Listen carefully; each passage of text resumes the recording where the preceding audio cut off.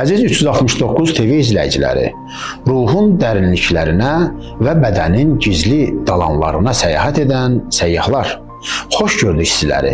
Bugün biz sizinlə tarixin tozlu səhifələrində deyil, elə öz daxilimizdə gizlənmiş ən böyük sirrin pərdəsini qaldıracağıq. Bugün biz bədən adlı bu məbədin içindəki müqəddəs yağdan, simyagərlərin həyat eliksirindən, qədim mətnlərin isə Xristos, yəni Məsih adlandırdığı o ilahi enerjidən danışacağıq. Hazırsınızsa daxilinizdəki Yerusəlimə səyahətimizə başlayaq.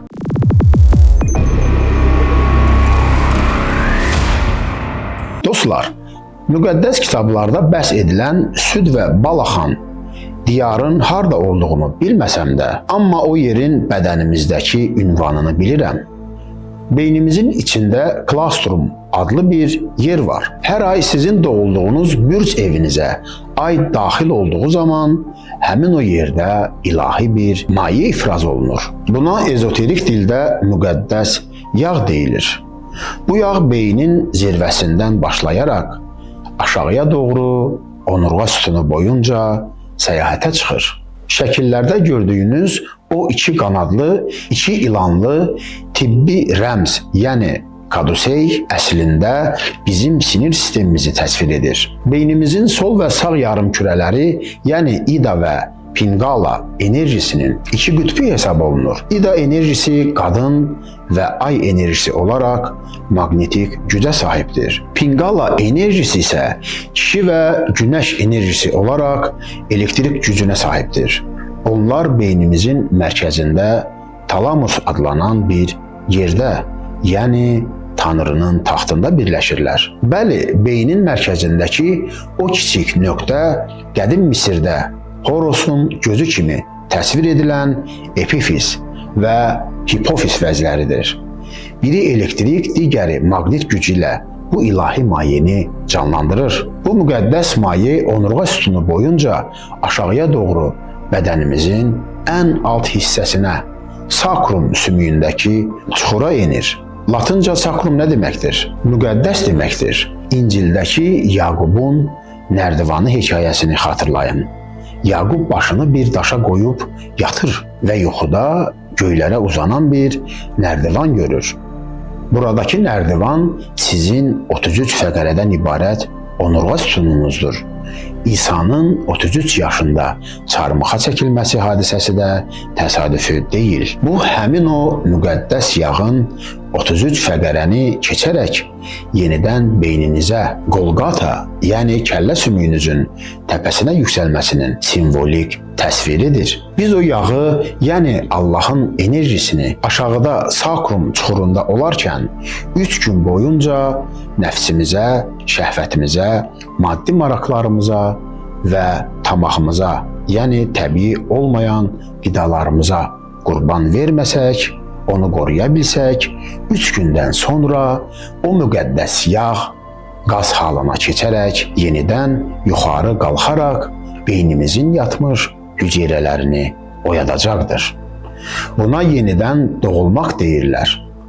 İsa'nın ölümündən 3 gün sonra saxlandığı mağaradan yoxa çıxması, yəni dirilməsi dini hadisəsi də bu müqəddəs yağın sakrum sümüyündəki çuxurunda, yəni mağarada 3 gün qaldıqdan sonra qaz halına gələrək yoxa çıxmasına işarə edən hadisədir. Şərq fəlsəfəsində bu prosesə kundalini enerjisinin oyanışı deyirlər. Onurğanın dibində mürgüləyən o ilan, yəni ilahi enerji, nizamlı nəfəs, düzgün qidalanma və təmiz düşüncə ilə yuxarıya, tac çakrasına doğru hərəkət edir. Bu yolun üzərində ən kritik nöqtə vagus siniridir. Bu nöqtə bədənimizin ruhla əlaqəsini təmin edən həyat ağacıdır. Müqəddəs yağ bu yolu keçib beynə çatdıqda beynin gücü 10%-dən 100%lik ilahi bir ağla keçid edir. Bu danışdığım mövzu ağla sığmaz olsa da həqiqətdir. Artıq insan dünyanı gözləri ilə deyil, bəsirəti ilə görməyə başlayır. Şəkillərdə gördüyünüz o piramidanın zirvəsindəki göz məhz bu daxili nurun simvoludur.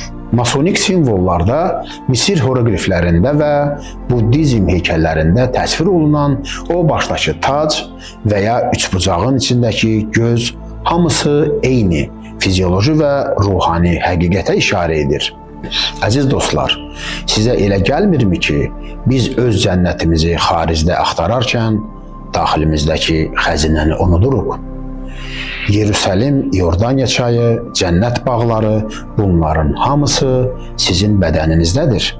Yordaniya çayı sizin onurğanız, Yerusəlim isə sizin kəllə sümüyünüzdür. İsa deyirdi, Tanrının krallığı sizin daxilinizdədir. Şəhvətin, qəzəbin və maddiyyatın bu ilahi eliksiri məhv etməsinə icazə verməyin. Öz içinizdəki Məsihi dirildin. Çünki siz ulduz tozundan yaradılmış, lakin daxilində Tanrının nəfəsini və işığını daşıyan ən möhtəşəm varlıqlarsınız. Səyahətiniz daxilinizə, işığınız isə bol olsun.